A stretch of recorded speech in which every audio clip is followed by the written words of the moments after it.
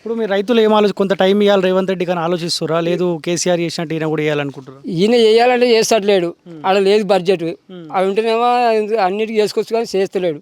ఇక నేనేం చేయమంటున్నా, అవి కట్టలేకనే నేను పోతున్నా. అవి చేసిన బాకీలకి ఈయన కట్టలేకనే ఈయన పోతున్నాను. ఈ మన రుణమాఫీ మళ్ళీ బ్యాంక్ ఈ ఆడలకు బస్ టికెట్ పెట్టే వరకు బొచ్చు లాస్ అయిపోయా. అవి అన్ని అడిగి వస్తాయి, అవి వచ్చాయి. మళ్ళీ ఇప్పుడు కరెంటు బిల్లులు 200 మీటర్లకు పెరిగి కరెంట్ అది ఇచ్చే, అది కొంత పోవట్టే. ఏమిలా ఉంది ఆడిగా ఇవన్నీ నష్టపోయాలో ఇవన్నీ కట్టుకోగా మళ్ళీ ఆడ బాకీలు కట్టాలి. ఏకది చిత్రాన్ని ఇప్పుడు మొన్న మీటింగ్ పోయినా, వరంగల్ మీటింగ్ పోయినా? నేను పోలేదు, నాకు మా వాళ్ళు లేరు. నేను కొన్ని అందా చెప్పి నేను పోలే మీటింగ్ పోలే.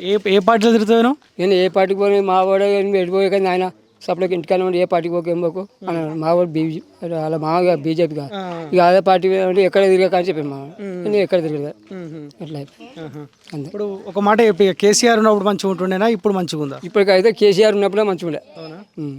కేసీఆర్ ఉన్నప్పుడు అన్ని యాల సౌకర్యం ఉంది, అన్ని యాల భూమి ధరని అంటే ఇక అందరితో పాటుగా ఆయనకు పెట్టిండు. కానీ ఇక మనం ఒక్కరికే కాదు, ఆ ధరని తీసేసిరో తీయలేదు. ఇప్పుడు తీసేసిరు, కొన్ని రోజులు తీసేసిరు, కొంత కూడా తీసేసినా కానీ మళ్ళీ ఈయన వచ్చి ధరని తీసేయాలని చెప్పి తీసేసిరు. కానీ ఇక కేసీఆర్ ఉన్నప్పుడు జర మంచిగా ఉన్నాం కదా. అన్ని బీలైలే వచ్చిపోతుండా? బీర్లైలే ఈ సందులో ఎప్పుడు రాలే, ఈ సందులో రాలే. ఈ సందులో నుంచి రాలేదా?